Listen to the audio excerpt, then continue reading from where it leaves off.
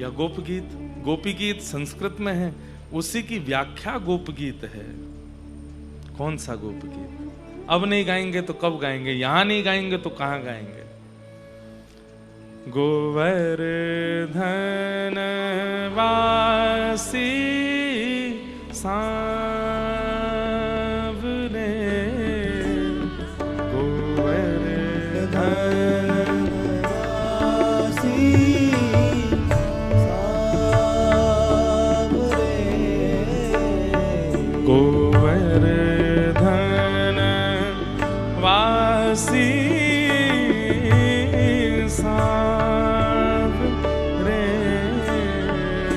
गोवर्धन वासी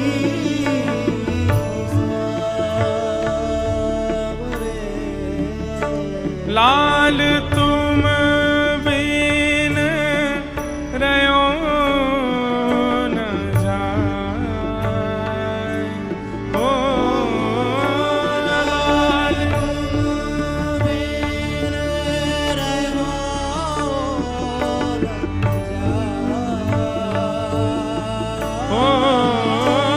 लाल तुम बिन रयो न जाए, ओ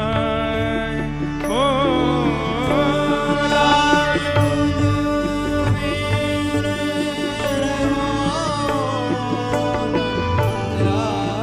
तुम बिन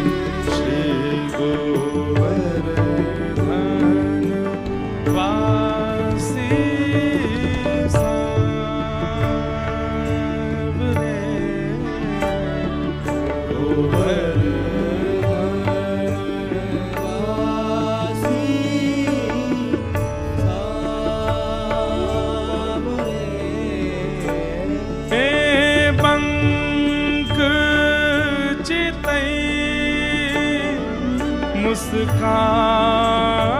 मुस्काई के सुंदर बदन दिखा, हो पंख चितई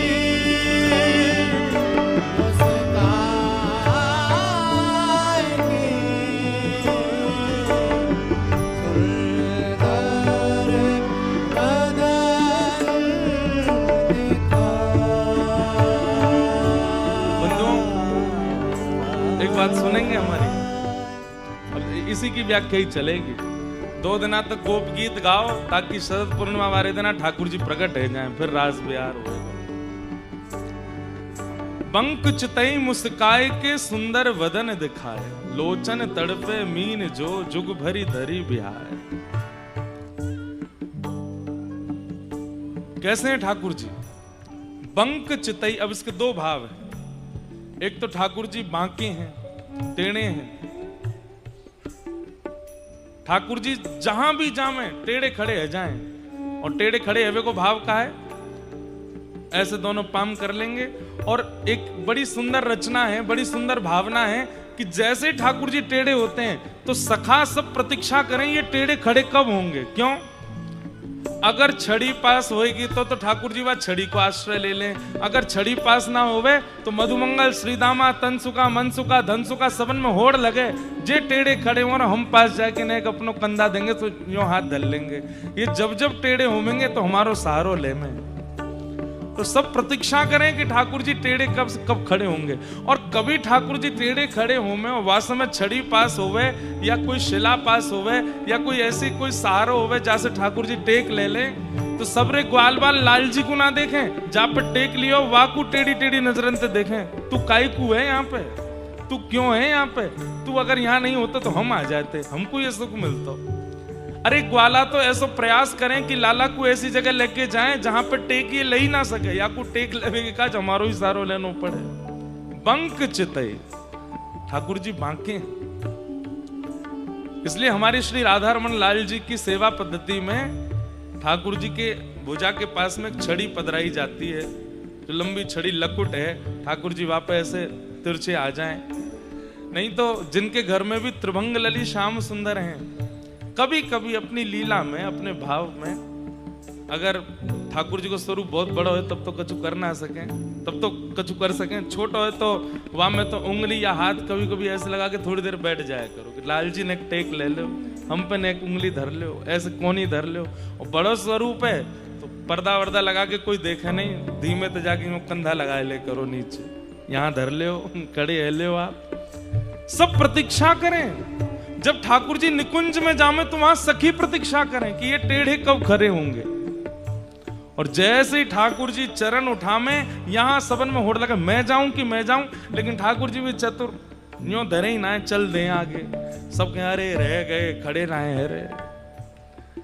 वही श्री ठाकुर जी जब कलिकाल में श्रीनाथ जी बनकर के पधारे, कैसे खड़े हैं? ऐसे खड़े हैं, यहां टेढ़े होमे ही ना है, सीधे ही खड़े हैं। लेकिन कोई कोई ऐसे अष्ट सखा हैं जिनको ठाकुर जी के टेढ़े स्वरूप का अनुभव है, और वहां में तो एक श्री चतुर्भुज दास जी हैं। जब जब चतुर्भुज दास आते हैं, ठाकुर जी ऐसे ही खड़े रह जाएं, और चतुर्भुज दास अपने कंधों दे दें, वहां पर ठाकुर जी ऐसे ठाड़े रह जाएं। आज श्री चतुर्भुज दास जी वही भाव को वर्णन कर रहे हैं। हे गिरिराज धरण, हे गोवर्धन नाथ, आपकी वो छवि कैसे है? बंक चितई मुस्काई के सुंदर वदन दिखाए, हो बंक चितई मुस्काई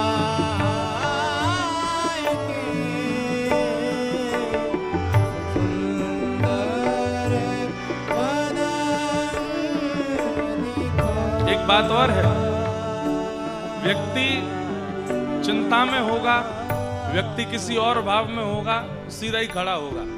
लेकिन जब अत्यंत प्रेमी कोई मिलता है या अत्यंत भाव की या रस की बात हो, तभी टेढ़ो खड़ो हो, तभी दीवार की टेक ले गो या जैसे भी खड़े हो। ठाकुर जी सदा ऐसे ही रहते हैं। इसका मतलब वो आपसे और कुछ सुनना ही नहीं चाहते हैं, केवल आप उनसे प्रेम की चर्चा करो। वो अपनी छवि बना करके ये आपको प्रस्तुत कर रहे हैं कि भाई सीरियस बात तो हम तभी सुनेंगे जब सीधे खड़े हो, टेढ़े खड़े हैं तो काहे को सीरियस बात करे, भाव की बात कर, प्रेम की बात कर, रस की बात कर। हमारे सूरदास जी एक पद गाते हैं और उस पद में श्री सूरदास जी कहते हैं, चरण कमल बंदौ हरि राय, चरण कमल बंदौ हरि राय। याद कर लियो, अभी गाऊंगा थोड़ी देर में यह पद को। हरि सब हैं, पर श्री कृष्ण हरि राय हैं। श्री कृष्ण हरि राय हैं। राय को मतलब कहा है? राय को मतलब है राजा। हरि को मतलब कहा है हरण करवे वारो, चित्त को हरण करवे वारो, भाव को हरण करवे वारो, पीड़ा को हरण करवे वारो, प्रेम को हरण करवे वारो, माखन को हरण करवे वारो। ठाकुर जी के जितने भी स्वरूप हैं सब हरि हैं, पर श्री कृष्ण हरि राय हैं। आपका सब हरण कर सकते हैं प्रभु श्री राम, आपका सब हरण कर लेंगे नारायण, पर श्री कृष्ण हरि राय हैं। बोले मतलब हरण करने वालों के भी अग्रगण्य हैं। इन्हें कछु करने की आवश्यकता नहीं है, ये केवल अपनी चितवन से ही आपका हरण कर लेंगे। चतुर्भुज दास जी कहते हैं एक तो टेढ़े और ऊपर से मुस्काते भी टेढ़े हैं, पूरे नहीं। बंक चुतई मुस्काए के, आधे से मुस्कामे, पूरे नए मुस्कामे। चतुर्भुज दास जी कह रहे हैं बहुत बड़ी कृपा, आधे ही मुस्काओ, पूरे मुस्काए जाओगे तो प्राण निकल जाएंगे हमारे। आधे में तो बाबरे कर रखे हैं, पूरा मुस्काई दियो तो कहा होएगो लाला। हमारे श्री राधा रमण जी की कितनी कृपा, 2 दांत दिखावे, 4 दिखावे, 5 दिखावे, पूरे नहीं दिखावे। जादना पूरे दिख गए तो कहा होएगो, जितने ने देखे सब रे वही प्राण सबन को हरण है जाए।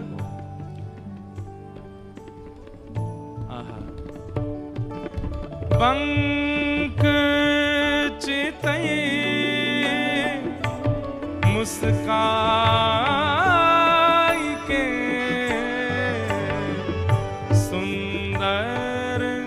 बदन दिखाए। ओ पंकज दई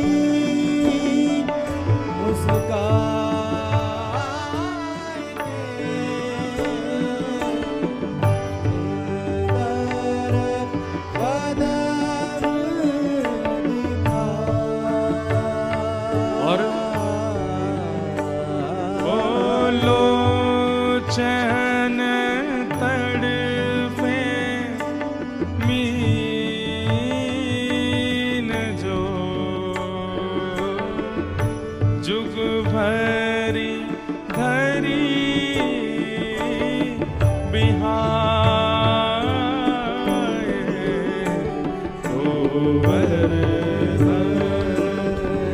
वासी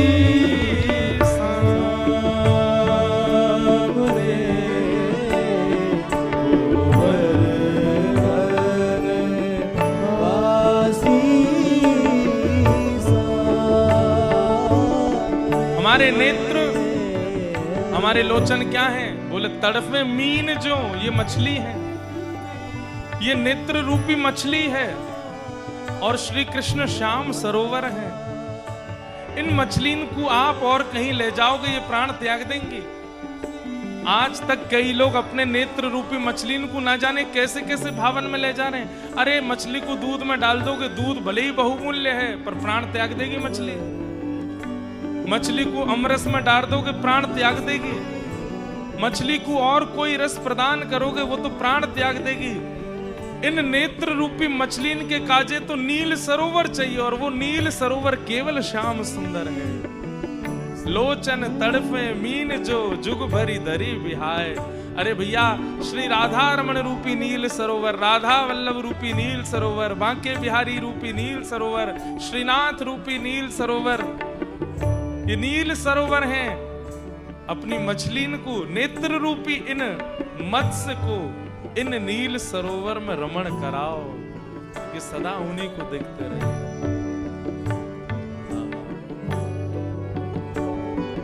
नयन भर देखूं नंद कुमार, नयन भर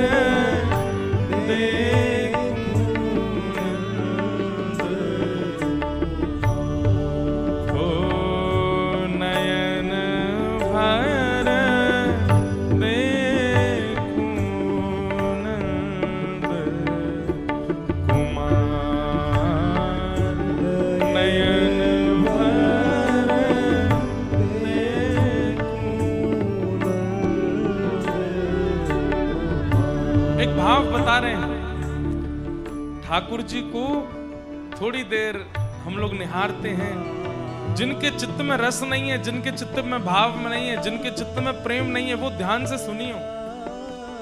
मंदिर में तो संभव नहीं, बहुत भीड़ होती है। अपने घर के ठाकुर जी को ही कभी प्रयास करो, भले ही मन नहीं लग रहा है, भले ही कोई भाव नहीं आ रहा, भले ही कुछ भी हो रहा, फिर भी एकांत में बैठ के एक तक निहारते रहो।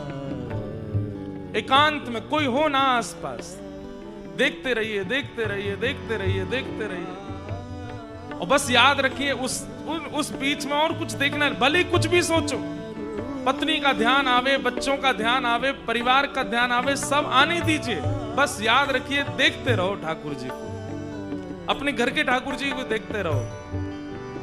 5 मिनट होवे के बाद आप मुझको याद करेंगे। जो चिंतन मन में चल रहे हो वो नष्ट हो जाएगा, जाके बारे में सोच रहे हैं वो निकल जाएगा चित्त से, और बस वही दिखेंगे। श्याम सुंदरी चित्त में आ जाएंगे। थोड़ी देर में नेत्र सजल रहने लग जाएंगे, शरीर कंपित है लग जाएगा। भले ही उसके बाद कभी ऐसा ना हो, लेकिन एक बार तो होगा। श्याम सुंदर की छवि ऐसी है। वास्तविकता यह है, हमारे नेत्र, भले ही हमें ज्ञान नहीं है, पर हमारे नेत्र चाहते केवल श्याम सुंदर को ही है। हम नहीं जानते कि श्याम सुंदर कौन है, पर ये नेत्र जानते हैं कि यही वो सरोवर है जिसमें हमें रहना है सदा।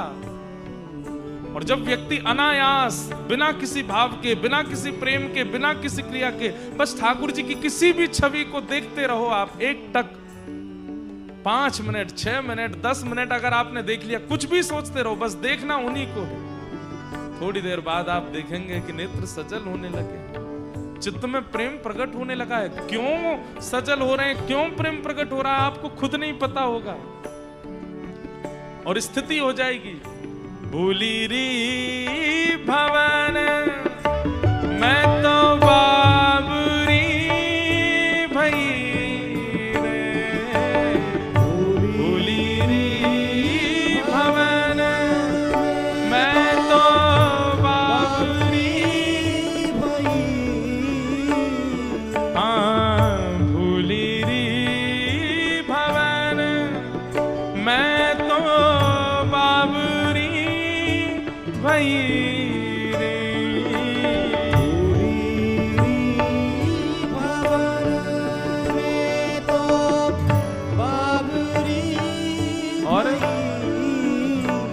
हाँ रोम रोम हूँ मैं तो कृष्ण मई रे, हाँ रोम रोम हूँ कृष्ण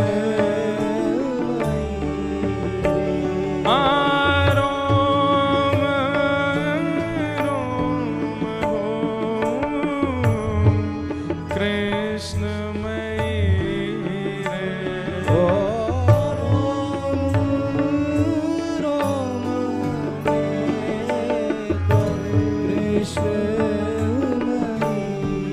देवो वरधन वासी सावने,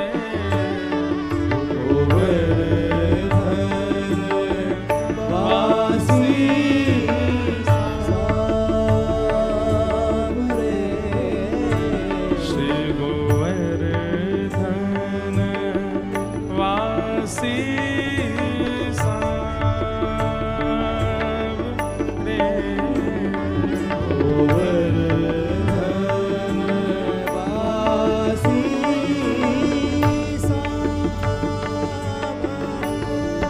हे सप्तक स्वर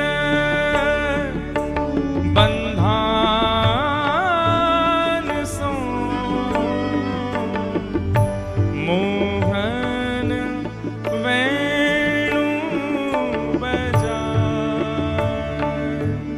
ओ सप्तक स्वर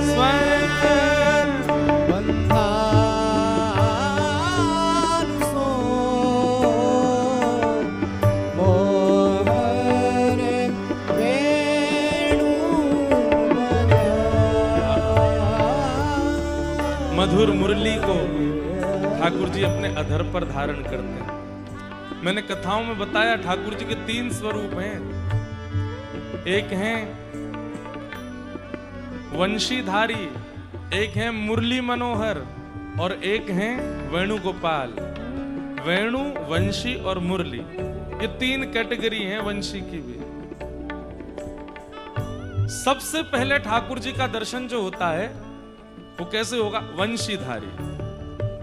वंशीधारी कैसे होंगे कि भुजाएं जो हैं वो मुखमंडल से थोड़ी नीचे हैं और वंशी यहां धारण की है और नीचे ठाकुर जी की वेणु आ रही है, वंशी आ रही है। और बिल्कुल अधर के बगल में ही दोनों हस्त कमल हैं, ये मुरली मनोहर है। बंधुओं, एक बात आपको बताऊं, आप आकलन मत करना कि अच्छा बिहारी जी की तो यहाँ है, राधारमण जी की यहाँ है, राधा वल्लभ जी की यहाँ है। नहीं, आपकी जैसी भावना होगी भुजा उतनी ऊपर नीचे होगी, ये अनुभव आपको हो जाएगा। अगर आप प्रारंभिक स्थिति में हैं तो आपको वंशीधारी दिखेंगे, भुजा नीचे हैं और मुरली ऊपर। आप मध्य भक्ति की स्थिति में आ जाओगे तो भुजा बिल्कुल मुखमंडल के बगल में है। और जब आप भक्ति प्रेम की चरम स्थिति में आ जाओगे तो जो ठाकुर जी का मुख दाहिनी ओर झुका रहता है, वो मुख भी आपको बाम ओर दिखेगा, और वंशी जो है वो मुरली बन जाएगी, वेणु बन जाएगी, ऊपर की ओर वो बन जाएंगे वेणु गोपाल। मुरली मनोहर, वंशी मनोहर और वेणुगोपाल, ये 3 स्वरूप हैं ठाकुर जी के।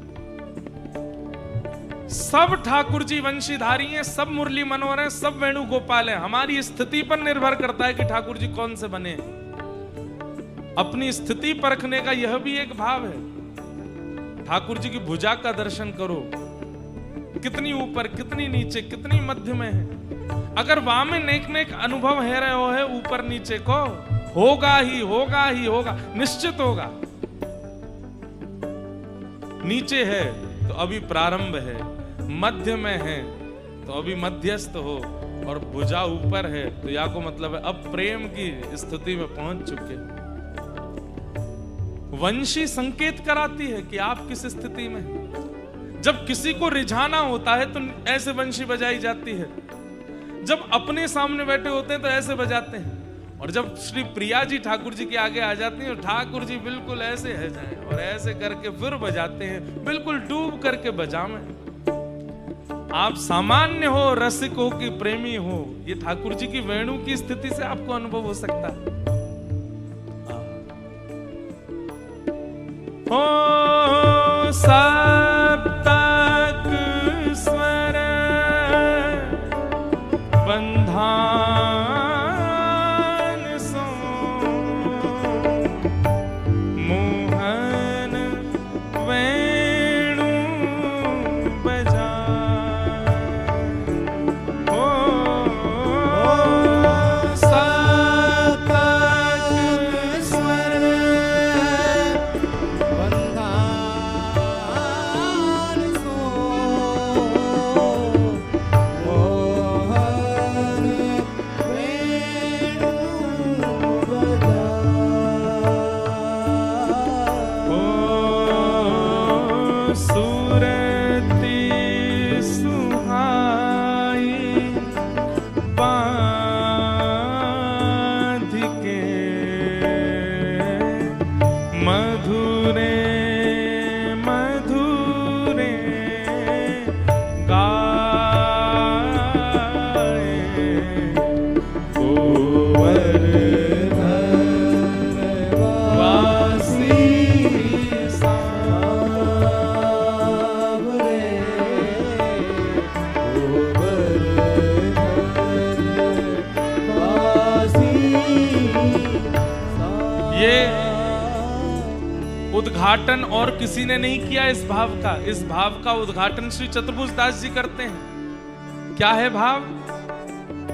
भागवत जी में भी वर्णन है कि ठाकुर जी वंशी बजाते हैं, ठाकुर जी वेणु बजाते हैं, ठाकुर जी केवल मधुर वंशी बजाते हैं, नृत्य का भाव है। पर ठाकुर जी गाते भी हैं, ये बात चतुर्भुज दास जी बता रहे हैं। बोले क्या कह रहे हैं? बोले सप्तक स्वर बंधान सो मोहन मुरली बजाए। ठाकुर जी सप्तक स्वर, सारे गामा पा नी, 7 स्वरों को बांध करके वेणु बजाते हैं, लगन से वेणु बजाते हैं। और जब वेणु मधुर बजने लगती है, सब शांत हो जाता है वातावरण। पूरे वृंदावन में पक्षी चहकना बंद कर देते हैं, यमुना जी का कलरव शांत हो जाता है, तेज व्यार बह करके जो पुष्पों से, वृक्षों से जो ध्वनि प्रकट हो रही थी वो भी शांत हो जाती है। मंदम मंदम मंदम गति से वायु बहने लगती है, ठाकुर जी वंशी बजा रहे हैं। और एक टेर एक तक होकर के वेणु गीत में वर्णन आता है कि गैया मुख में घास दबाए बैठी है, चढ़ते चढ़ते घास रुक जाती है। आप लोग मन में विचार करेंगे कि गैया तो चलो फिर भी जानकार है। अरे वर्णन आता है कि गैया के थन से दूध पी रहे बछड़ा बछिया, वो जैसे ही दूध पीते हैं और जैसे ठाकुर जी की वेणु बजनी प्रारंभ होती है तो मुख में दूध भरा है, थन में मुख लगा है, लेकिन पीते नहीं है। क्यों? पिएंगे तो घूंट की आवाज आएगी और ये वेणु की ध्वनि आने में विक्षेप आ जाएगा। वेणु गीत में भागवत में वर्णन आता है। आकाश में बादल जो हिलडुल कर रहे होते हैं वे सब रुक जाते हैं। अरे हिरण जो दूर दूर वन में चल रहे होते हैं, कान उठा करके गिरिराज जी की तलहटी में आ जाते हैं, देखते हैं एक शिला के ऊपर श्याम सुंदर बैठ करके वेणु बजा रहे हैं। कोई हल्ला नहीं करता, कोई शोरगुल नहीं करता, किसी भी प्रकार की ध्वनि नहीं आती। ठाकुर जी की वंशी बज रही है, वेणु बज रही है। और जब मधुर स्वर से ठाकुर जी वेणु बजाते हैं, सब केवल एकटक या तो ठाकुर जी को देखते हैं या नेत्र बंद करके अनुभव करते हैं। और उसी बीच में जब ठाकुर जी को अति चंग चढ़ती है, अति आनंद आ जाता है, तब क्या करते हैं? वेणु बजाते बजाते श्याम सुंदर सूरत सुहाई बांध के वेणु को नीचे कर देते हैं और स्वर की सुरतियों को संभाल करके अपने स्वरूप को थोड़ा, वेणु बजाते समय जो केश मुख पर आ गए हैं, जो अंग कांति में कोई माला इधर उधर होगी, सब ठीक करके ठाकुर जी क्या करते हैं? मधुरे मधुरे गाए गोवर्धन वासी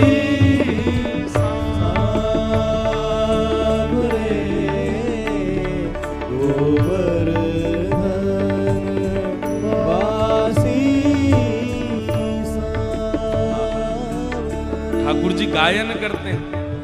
वो बोले जब ठाकुर जी वंशी बजाते हैं तब तक तो सब लोग केवल सुनते हैं, लेकिन जैसे ही श्याम सुंदर गाना प्रारंभ करते हैं, नेत्र सजल हो जाते हैं गोपियों के, गोप ग्वालों के। गिरिराज जी की शिलाएं पिघलने लग जाती हैं, यमुना जी स्थिर हो जाती हैं। अरे वृक्षों पर बैठे हुए पशु पक्षी सबके नेत्र, सबके केवल वह रस। अरे जब वंशी बजती है तब रस प्रकट होता है, लेकिन जब ठाकुर जी गाते हैं तो वो रस बहने लग जाता है। ऐसे ठाकुर जी के गायन। अष्ट सखाओं में एक सखा हुए श्री गोविंद दास, और गोविंद दास जी के चरित्र में आता है कि एक बार गुसाई जी के सामने बैठ करके श्री गोविंद दास गा रहे हैं, और गाते गाते गाते कुछ गाते गाते बीच में रुक जाते हैं। गुसाई जी कहते हैं रुक क्यों गए? इतने में गोविंद दास इशारा करते हैं, ए लाला, ने ढंग से गाओ, ने स्वर संभाल के गाओ, ने भाव से गाओ, ने कान बंद करके स्वर समझ के गाओ। फिर गाने लग जाते हैं। गुसाई जी कहते हैं ये कौन को समझाते हैं बीच में, इधर उधर तो कोई बैठा नहीं है। फिर गाने लग जाते हैं, गाते गाते फिर रुक जाते हैं, फिर रुके, लाला देखो बहुत उधम मचा रहे हो, ने भावते गाओ, अरे गानो आवे ने प्रेम से गाओ, ऐसे काहे को करो, ये स्वर गलत काहे को लगाओ। फिर गाने लगते हैं। गुसाई जी बोले ये किससे बात कर रहे हैं, यहाँ कोई बैठा तो है नहीं। तीसरी बार फिर रुके, ना मानोगो लाला, तेरी शिकायत करूंगा मैं, हैं ऐसे गावे, स्वरन ने बिगाड़े, राग रागनी ने बिगाड़े। गुसाई जी बोले गोविंदास बहुत देर हो गई, मैं बहुत देर से देख रहा हूं, तो बीच बीच में गा के रुक जाए, जन कौन को समझाए, तेरे अगल बगल में कोई है तो है ना, कौन ते बात करे। गोविंदास धीरे से बोले लाला बैठो है, कन्हैया बैठो है यहाँ बगल में, और बगल में बैठ के ऐसे कान पे हाथ धर के टेर लगा रहा हूं मैं जैसे स्वर खींचूं मेरे पीछे स्वर खींचे, लेकिन बड़ा उद्यमी है, मैं स्वर खींचूं तो बीच में अपनो गरो हिलाने लगे, सबरो स्वर बिगड़ जाए मेरो, वाकु समझा रहा हूं ना एक ढंग से गा। गुसाई जी के नेत्र सजल हो गए, बोले सच में ठाकुर जी बैठे हैं? बोले हाँ जी बैठे हैं। आप कैसे बैठे हैं? बोले एक पाम ऊपर धर के अर्ध पद्मासन में बैठे हैं, छोटे से लाला हैं, कान पे हाथ धर के गा रहे हैं। मेरे पास आमे मोते कहे मोकू गानों सिखाओ, श्री जी कभी कभी कहें कि मैं नृत्य करूंगी आप गाओ, मोकू गानों सिखाओ। गुसाई जी बोले ठाकुर जी से मत कहना कि वो प्रकट हो, बस मोकू इतना बताओ श्याम सुंदर की आवाज कैसी है, जब वो गाते हैं तो कैसा लगता है, जब उनका स्वर प्रकट होता है तो कैसा अनुभव होता है। ये बात सुनते ही गोविंद दास जी के नेत्र लाल पड़ गए, अश्रुओं से भर आए। बोले मैं कैसे बताऊं, जैसे प्राकृतिक ध्वनि बहुत प्रिय लगती है। बंधुओं ठाकुर जी का स्वर कैसा है, बहुत ध्यान से सुनना। जैसे प्राकृतिक ध्वनि जो होती है वो चित्त को अत्यंत शांति देती है। जैसे घनघोर पहाड़ों में चले जाओ जहां कोई आवाज ना आती हो, और उस समय प्रकृति की आवाज सुनो, धीमी धीमी प्रकृति की आवाज, वो चित्त को बहुत सुख देती है। कलकल करती गंगा जी की ध्वनि सुनो, अरे सहज कोयल की आवाज, सहज मयूरों की आवाज अत्यंत सुख देती है। ये प्राकृतिक स्वर जो हैं ये हमें शांति प्रदान करते हैं। बोले कि ऐसी प्राकृतिक शब्दों को भी जो शांति प्रदान करे, ऐसी ठाकुर जी की आवाज। प्रकृति हमको शांति देती है, पर उस प्रकृति को भी जो शांति प्रदान करे वो ठाकुर जी का स्वर है। ऐसा ठाकुर जी गाते हैं। गोसाई जी के मन में आ रहा है भाव, अच्छा ऊंचा गाते हैं तो कैसे गाते हैं? बोले कि वाह, बस ऐसा लगा कि मोर जोर से कुहक गए हो, वहां की आवाज में जो गूंज है वो गूंज ठाकुर जी के स्वर में प्रकट हो जाती है। जब धीमे गाते हैं तो ऐसा लगता है मानो कोई मधुर नदी धीमे धीमे कलरव करते हुए बह रही है, बहुत सुख लगता है। नेत्र बंद हो जाते हैं, सारी स्थितियां यहीं रह जाती हैं, बस अश्रुपात होता है श्याम सुंदर की आवाज सुन करके। लेकिन गोसाई जी बोले लेकिन जब हमारी श्री जी गाती हैं, जब हमारी प्रिया जी गाती हैं, हमारी वृषभानु नंदिनी गाती हैं, हमारी श्री राधा रानी गाती हैं, तो बोले जब राधा रानी गाना प्रारंभ करती हैं तो श्री कृष्ण जिनके स्वर सुन के प्रकृति के भी रोए खड़े हो जाते हैं, किशोरी जी का स्वर लगने पर कृष्ण के भी रोए खड़े हो जाते हैं, वो भी शांत हो जाते हैं। लाडली जी की आवाज के आगे तो वो भी शांत होते हैं। बंधुओं, नेत्र बंद कर लीजिए और बस अनुभव कीजिए इन स्थितियों का। वंशी बजाते बजाते गिरिराज जी की तलेटी में बैठे हुए जब श्याम सुंदर गाने लगते हैं तो गिरिराज जी पिघलने लग जाते हैं। और श्री चतुर्भुज दास जी उस भाव का वर्णन कर रहे हैं।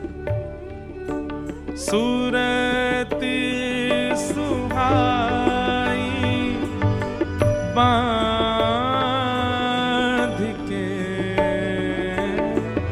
मधुरे मधुर गाए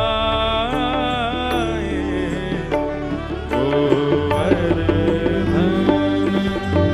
वासी सावरे गोवर्धन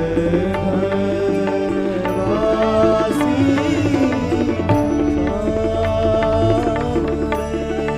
लाल तुम बिन रयो न जाए, ओ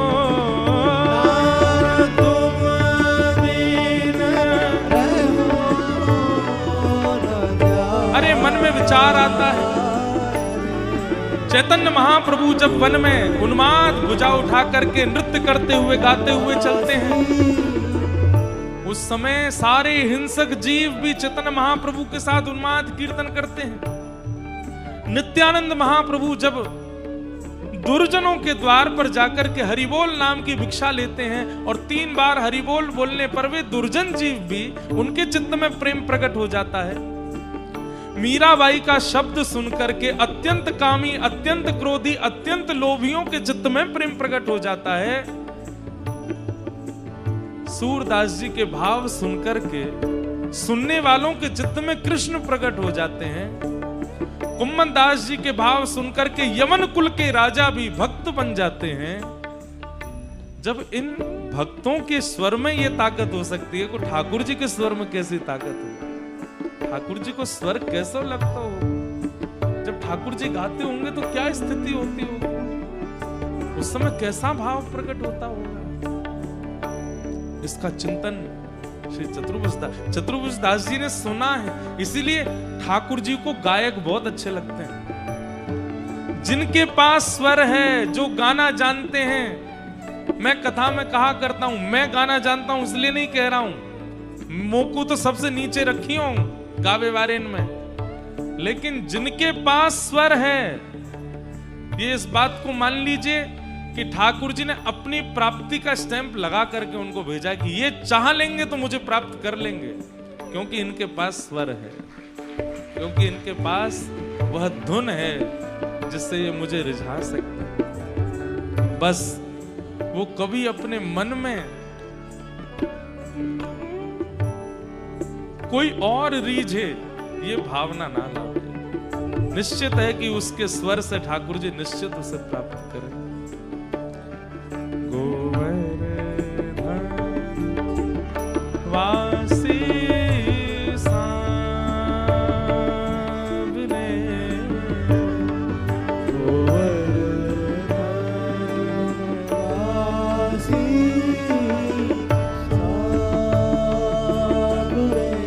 ये गोप गीत खूब बड़ा, सबसे बड़ा गीत है ये अष्ट सखाओं का। और इस पूरे गीत में ठाकुर जी की एक एक भाव का वर्णन कर रहे हैं। अभी तो वेणु का वर्णन सुना है, मुस्कान का वर्णन सुना है, स्वर का वर्णन सुना है। जिनके साथ रास करना है शरद पूर्णिमा पे, उनकी एक एक स्थिति जान तो लीजिए। बोले ठाकुर जी वेणु बजाते हैं, गाते हैं, तब तक भी सब स्थिर रहता है, लेकिन उसके बाद संध्या बेला हो जाती है और ठाकुर जी का नंद भवन जाने का समय है। और उस समय सौभाग्यवती गैयाओं को ठाकुर जी बुलाते हैं। सब गैयाओं के नाम धरे हुए हैं। कोई गैया को नाम है श्यामा, कोई गैया को नाम है कपिला, कोई गैया को नाम है धूमरी, कोई गैया को नाम है भोरी। जिनका नाम पूरा विश्व पुकारता है, आज वही श्याम सुंदर संध्या होते ही अपने मुख के ऊपर ऐसे दोनों भुजा रखते हैं और गैयाओं को बुलाते हैं। अरे धौरी चल, नंद भवन जावे को समय है गयो है। उस समय मन में भाव आता है, अरे क्यों ना भय गैया कुल सजनी, क्यों ना भय।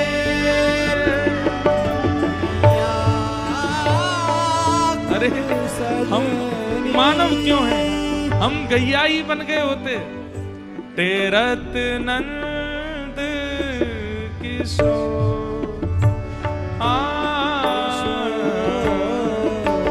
तेरत नंद। सोचो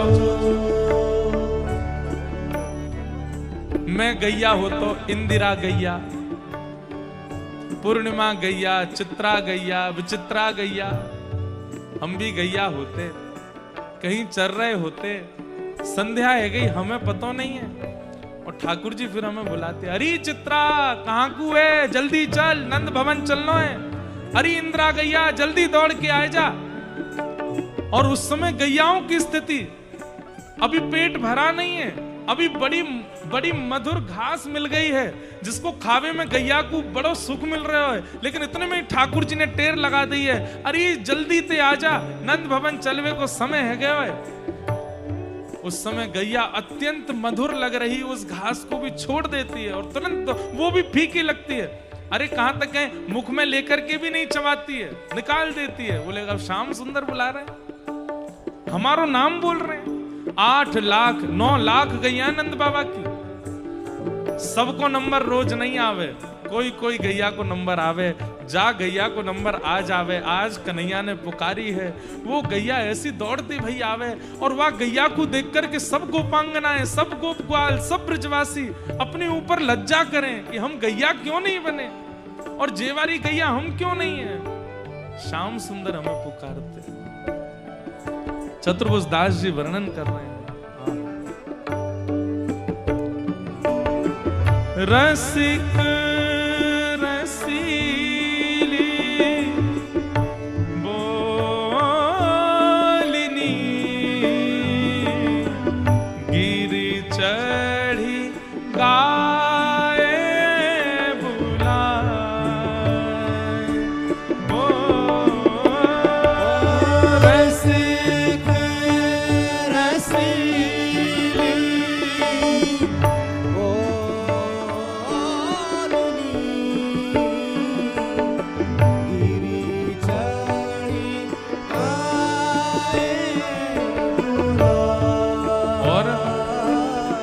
केवल आवाज नहीं लगाते हैं ठाकुर जी, ढूंढते भी हैं।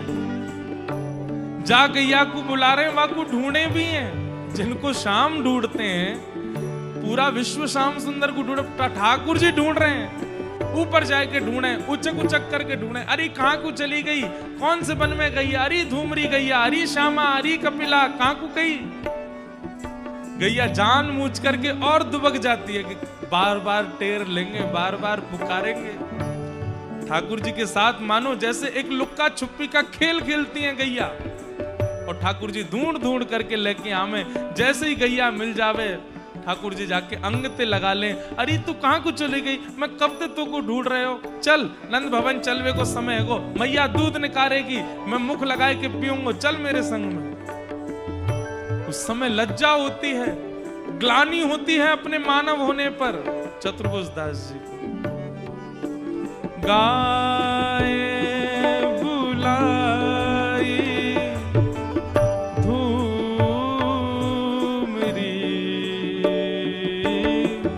ऊंची टेर सुनाए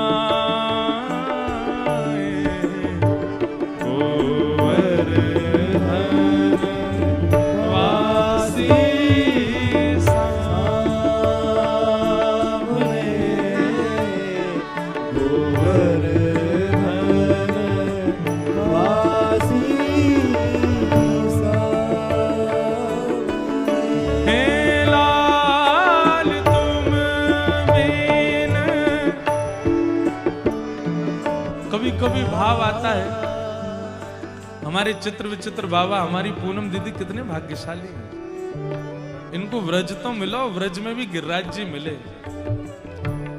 कभी कभी मन में आवे, जब भी इनके संकीर्तन में रात में ही भगले गिरिराज जी जानो है, वापस आ जाएं, चाहे 2 बजे संकीर्तन पूरा भयो, आएंगे गिरिराज जी। भैया ऐसी भावना है सब ब्रजवासीन की और गिरिराज जी वासीन की। जब अंतिम श्वास आवेगी तब कितनी घबराहट होएगी कि हे ठाकुर जी, हम या ब्रज के बिना कैसे रहेंगे, या रज के बिना कैसे रहेंगे, हम गिरिराज जी को देखे बगैर कैसे रहेंगे। हे गोवर्धननाथ, हम आपके बगैर कैसे रहेंगे। जीवित अवस्था में तो हम कभी रह नहीं पाए, हमेशा आपको आश्रय हमें चाहिए। प्राण निकालने में भी वैष्णवन को भय लगे, ये नहीं कि हमारे प्राण चले रहे, ये भय लगेगा कि हे कुंज बिहारी लाल, हे राधा रमण लाल, हे गोवर्धन नाथ, हे गिरिराज जी की तलेटी, हे रजरानी, हम आपके बगैर कैसे रहेंगे। आपसे दूर नाए जानो। बंधुओं, यह पद सामान्य नहीं है। इस पद में ठाकुर जी का प्रेम, ठाकुर जी का भाव और संपूर्ण गिरिराज जी में जो ठाकुर जी की लीला होती है वो विद्यमान है। प्रत्येक ब्रजवासी को और प्रत्येक ब्रजरस उपासक को इस पद का भाव समझना चाहिए और श्री गिरिराज जी की तलैटी का इसी भाव से दर्शन करना चाहिए। जब भी वृंदावन आइए, जाते समय श्री गिरिराज जी को अंक में भर लिया कीजिए। राधा रमण जी को हृदय से नहीं लगा सकते, राधा वल्लभ जी को हृदय से नहीं लगा सकते, बिहारी जी को स्पर्श का अधिकार नहीं है, पर चले जाओ तलहटी में और जहां भी गिरिराज जी बैठे हो हृदय से लगाओ और हृदय से लगा करके गाओ। श्री गोवर्धन वासी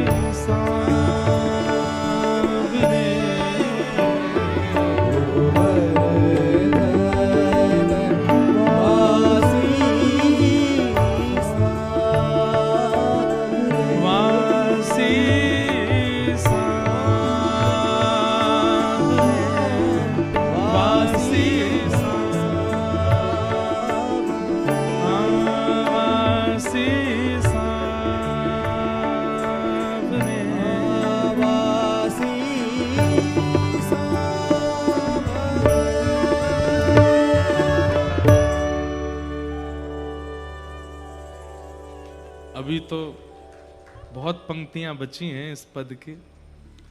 ऐसी ऐसी पंक्तियां हैं, ऐसे ऐसे भाव हैं। अष्ट सखाओं ने जितना गाया, सूरदास जी ने जितना गाया, मीराबाई ने जितना गाया, सबका निचोड़ है ये पद, सबका भाव है। मेरो मन है गयो तो मेरे तो नेत्र ही नहीं खुलेंगे, मैं बोलते ही रहूंगा यही भावन पे। चतुर्भुज दास जी कह रहे हैं, हे नाथ, जब आप गैयाओं को टेर लगा करके बुलाते हो और हम देखते हैं वो गैया जबरदस्ती छुप जाए ताकि आप और बुलाओ और उचक उचक करके उसको ढूंढो और उचक उचक करके उसको खोज के लाओ, और जब आप उस गैया को खोजने जाते हैं, कभी कभी गैया को लगती है कि अब मैं ज्यादा नहीं छुपूं, कन्हैया को श्रम है जाएगा, तो गैया मुख तो छुपाए ले कोई निकुंज में और अपनो पूंछ बाहर छोड़ दे।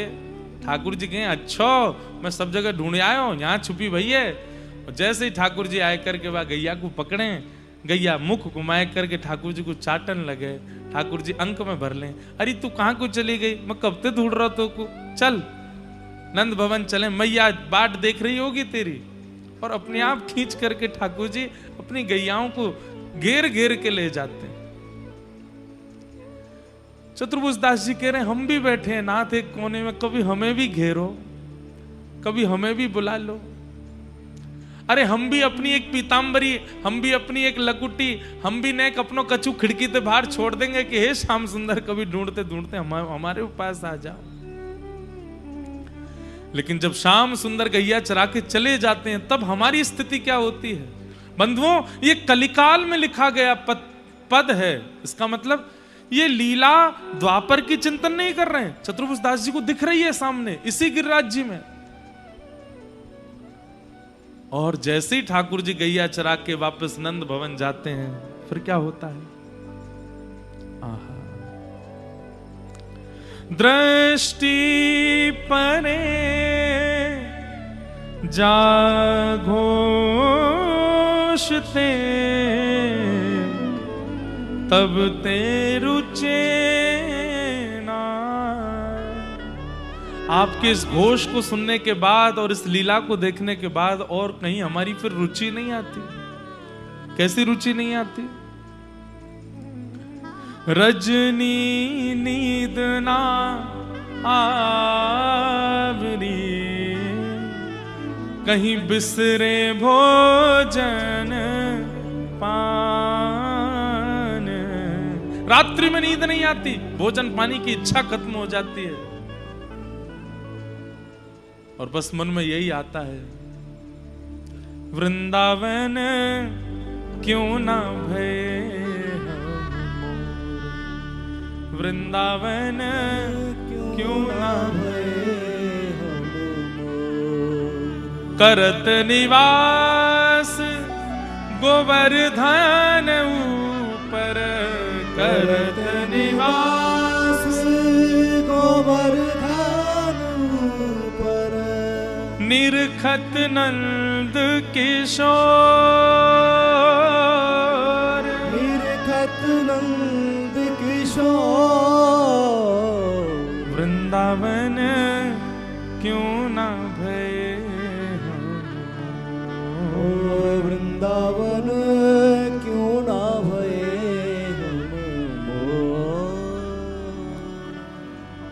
हम क्यों बन गए मानव?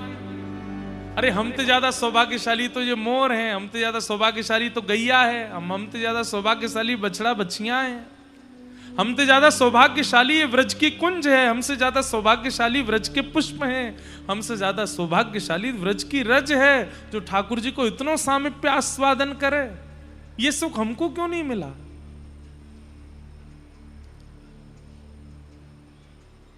आहा,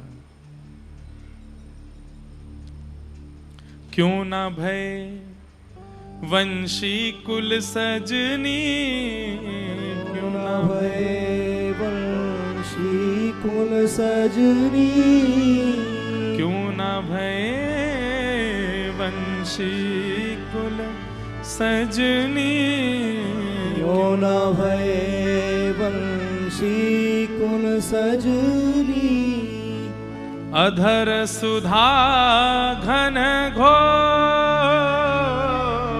अधर सुधा घन घोर। अरे राम, जिस अधरामृत को पाने के लिए सब तरसते हैं उसको घनघोर पीती है। मतलब एक तो होता आधा गिलास, एक होता पूरा गिलास, एक होता है कि छलक रहो गिलास में ते इतना भर के दियो है। ठाकुर जी इतना पिलाते हैं अधरामृत इस वंशी को। हम क्यों नहीं बने बांस? किस बात का गुमान करके मानव बने बैठे? हम तो बढ़िया तो बांस है, बंसी बन के ठाकुर जी का अधर तो पीते हैं।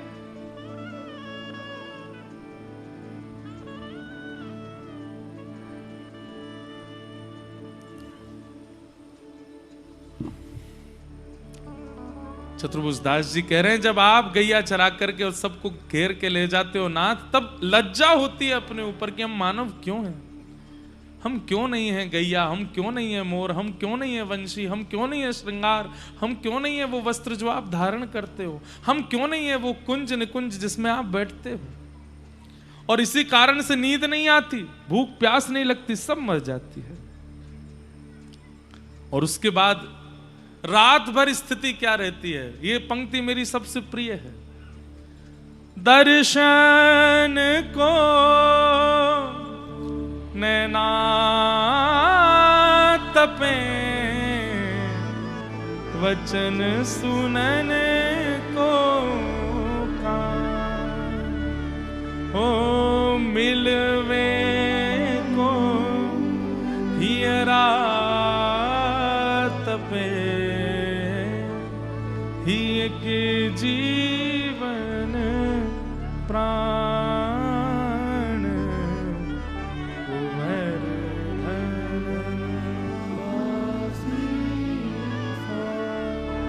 अरे तड़प देखनी है मीराबाई की, देखो हम कहां तड़पते हैं, हम पे तो तड़प है ही ना है, न कहूं कछू ना है हमारे अंदर। बस बात कर रहे हैं यहाँ बैठ करके, बना रहे हैं बात करने, ठीक है यहीं तक ही सीमित है। हमारे अंदर कोई ना तो उत्सुकता है, ना लालसा है, ना इतनी इच्छा है, ना इतनी तड़प है। मीराबाई को देखो कैसी तड़पी हैं ठाकुर जी को प्राप्त करने के लिए। चैतन्य महाप्रभु को देखो, वृंदावन की याद आती है, और जब वृंदावन का स्मरण आता है तो नदिया ग्राम में बहने वाली गंगा को ही यमुना जी समझ लेते हैं, दौड़ पड़ते हैं। पीछे सब सेवक जन दौड़ रहे हैं और महाप्रभु जी भुजा उठा करके, अरे अभी श्याम सुंदर नैया लेकर के गए, सब गोपीन को बिठा के ले गए, मुझे छोड़ गए अकेलो। किसी पर्वत का दर्शन कर लेते हैं तो उसी को गिरिराज जी मान लेते हैं, दौड़ने लगते हैं वहां की ओर। जगन्नाथपुरी में रहते हैं क्योंकि मां की आज्ञा है, बंगाल से बहुत दूर नहीं जाना, जगन्नाथ भी वृंदावन है, वहां रह लो। और वहां रहते हैं और रहते रहते बस रुदन करते रहते हैं, श्याम सुंदर कब आएंगे, जगन्नाथ कब आएंगे। श्री राय रामानंद आदि सब सेवक जन समझाते हैं, महाप्रभु जी आएंगे, ठाकुर जी आएंगे। नहीं आएंगे, तुम झूठ बोल रहे हो, वो नहीं आएंगे मेरे पास, मैं योग्य नहीं हूं इसलिए नहीं आएंगे।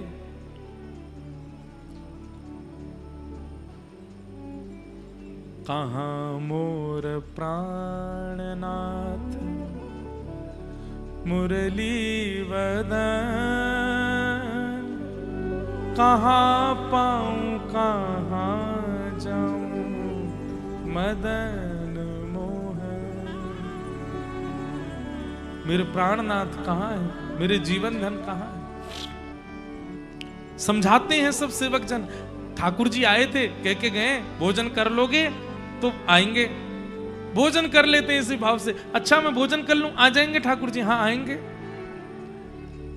कोई समझाता है, बोले ठाकुर जी आए थे कह के गए, आप सो जाओगे तो आएंगे, इसलिए सो जाते हैं, ठाकुर जी आएंगे।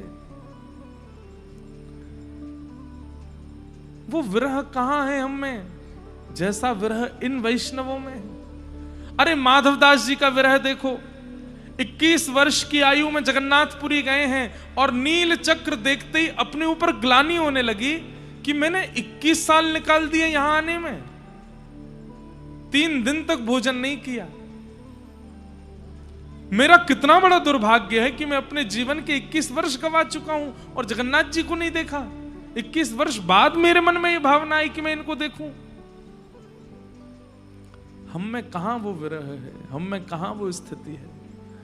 यहां पता है कि कल ठाकुर जी फिर गैया चराने आने वाले हैं, लेकिन रात इतनी भारी लगती है।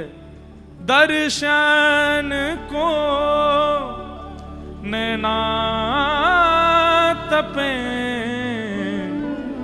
वचन सुनन को कान, मिलवे को हियरा तपे,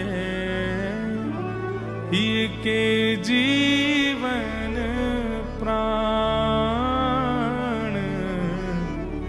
कुंवर धन बासी। बंधुओं, 10 वर्ष हो गए ये पद गाए हुए हमको, लेकिन आज पहली बार इसकी व्याख्या कर रहे हैं। बीच में कुछ कुछ पंक्तियों की है, लेकिन आज सोच के आया हूं कि गिरिराज जी की तलेटी में आज गाई दूं, आज सुनाई दूं पूरा भाव। श्री चतुर्भुज दास जी का ये मधुर भाव, जिसकी कृपा से हमको गिरधरलाल जी मिले, इसी पद की कृपा हुई हम पर। मंदिर में नहीं गाना है ये पद, ठाकुर जी के श्रृंगार में नहीं गाना, ठाकुर जी के भोग में नहीं गाना, ठाकुर जी के शयन में नहीं गाना, ठाकुर जी के उत्थापन में नहीं गाना।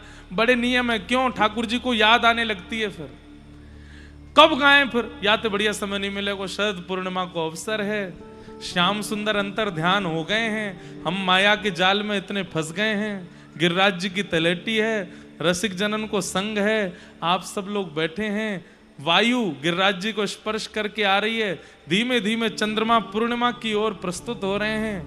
यही अवसर है, गा लें हम चतुर्भुज दास जी का ये भाव। और क्या कह रहे हैं? दर्शन को नैना तपे, वचन सुनन को कान।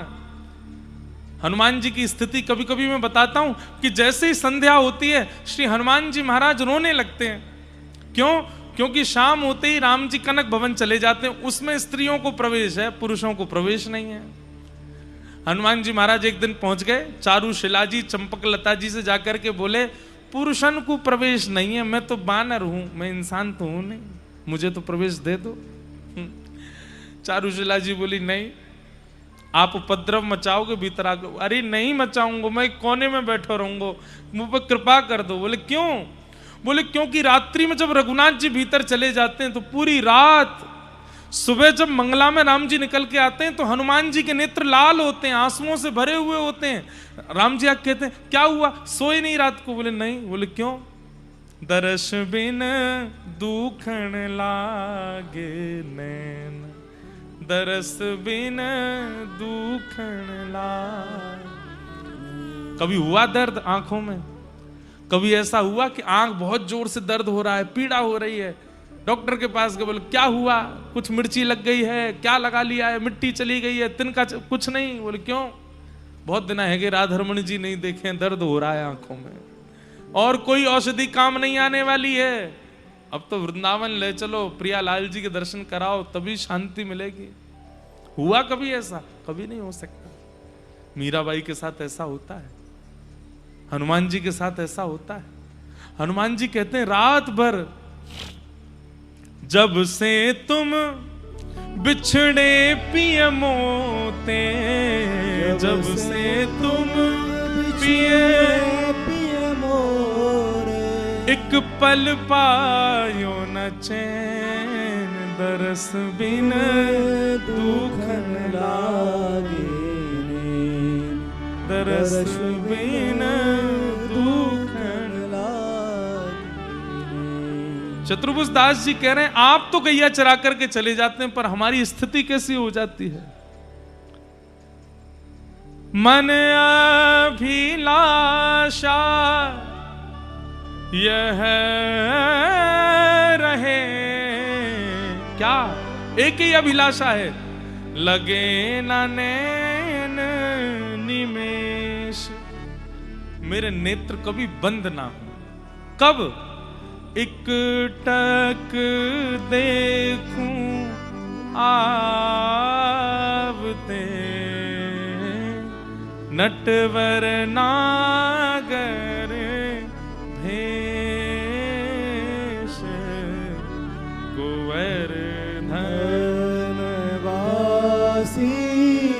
अरे ये प्रार्थना तो गोपियों ने जाकर के किशोरी जी से की है, हे श्यामाजू हमें बहुत पीड़ा हुआ। बोले क्यों? जब श्याम सुंदर सामने होते हैं और उस समय जब हमारे नेत्र उनको देख रहे होते हैं और तब देखते देखते देखते जैसे ही पलक झपक जाती है बहुत पीड़ा होती है। एक क्षण का समय ऐसा लगता है त्रुटिर्युगायते त्वाम पश्यताम। जब श्याम सुंदर आप गैया चराने के लिए जाते हैं और उस समय के लिए एक क्षण के लिए हमारी अगर पलक आप सामने होते हैं और जैसे हमारी पलक गिरती है हमें इतना क्रोध आता है, इतना क्रोध आता है। अरे गोपियां तो गाली देने लगे, अरे जड़ विधाता जड़ उदीक्षताम, जड़ विधाता तेने पूरा शरीर इतना बढ़िया बनायो लेकिन तेने एक काम बहुत खराब कर दियो। और कैसे खराब कियो कि नवरत्न के लड्डू तो बनाए पर वहां में एक बूंद विष डाल दियो। कैसो है तू? का कर दियो मैंने? बोले नेत्र बनाए, नासिका बनाई, मुख बनाए, कान बनाए, हाथ बनाए, पैर बनाए, सब तेने योग्य बनाए, सब कछु बढ़िया बनायो, पर इन पलकन को कहा प्रयोजन? काई को बनाए दीजिए? तो पतो नहीं श्याम सुंदर हमारे सामने आवेंगे। और जब श्याम सुंदर सामने आते हैं उस समय ये एक क्षण के लिए झपकी हुई पलक ऐसी लगे 3 युग बीत गए हो। अरे जड़ विधाता तेने काय को बनाई? आज सब गोपी गई हैं किशोरी जी के पास, हे किशोरी जी आप सर्वेश्वरी हो। किशोरी जी बोली हाँ। एक को दंड दिलवानो है। बोले कौन? वो दारी को जी ब्रह्मा, या को बुलाए करके अब दंड दो। किशोरी जी कह रही है काहे को? बोले कि क्योंकि श्याम सुंदर को देखवे में पलक आड़े आ जाए, जो पलक यही ने बनाई है, या को दंड दो। किशोरी जी कह रही हैं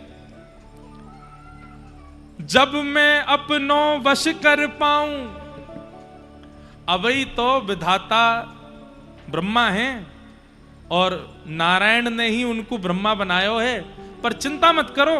बोले तो? बोले जब जब प्रलय के बाद दोबारा सृष्टि होवे वास्तव में परमात्मा जो है वही विधाता घोषित करते हैं। मैं ऐसो तप करूंगी, ऐसो भजन करूंगी कि अगली बार प्रलय के बाद जब भगवान मैं ही बन के आऊंगी और मैं विधाता बनाऊंगी। और वह विधाता को मानव बनाने की जितनी योजना है, हाथ ऐसे होने चाहिए, पैर ऐसे होने चाहिए, नाक ऐसी होनी चाहिए, मुख ऐसे होना चाहिए, तब मैं वहां में एक नियम बनाऊंगी। बोले कहा नैन बनाऊं पर पलक न धराऊं, एक टक रहे ऐसे नेत्र बनवाऊंगी जिनमें पलक ही नहीं हो। और श्याम सुंदर जब सामने होंगे तो पलक रहेंगी नहीं, एक टक हम श्याम सुंदर को देखते रहेंगे, तब पूर्ण होंगे, सफल होंगे हमारे मनोरथ काम। गोपियां सब आनंदित हो जाती हैं। जय जय वृषभानु दलारी, जैसे जय जय करुणामयी प्यारी, बड़ी कृपा आपकी। अब तो हमें प्रतीक्षा है कि हमारी स्वामिनी जी कब ब्रह्मा को बनावेंगी, और वह ब्रह्मा के द्वारा जब हमारी रचना होगी और बिना पलकन की हम जब बन के आवेंगी और अपने श्याम सुंदर को सामने अपलक नेत्रन से देखेंगी, तब ही हमारे मनोरथ पूर्ण होंगे। किशोरी जी सोचिए बंधु, कैसा रूप है ठाकुर जी का कि पलक झपकना भी भारी लगता है।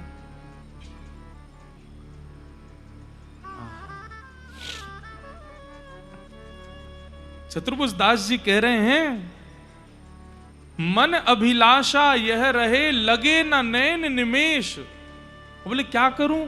इकटक देखूं आवते नटवर नागर भेष। बस मेरी ओर चलते हुए श्याम सुंदर आ रहे हैं और मैं उनको अपलक नेत्रन से देखता रहूं, यही मेरी अभिलाषा है।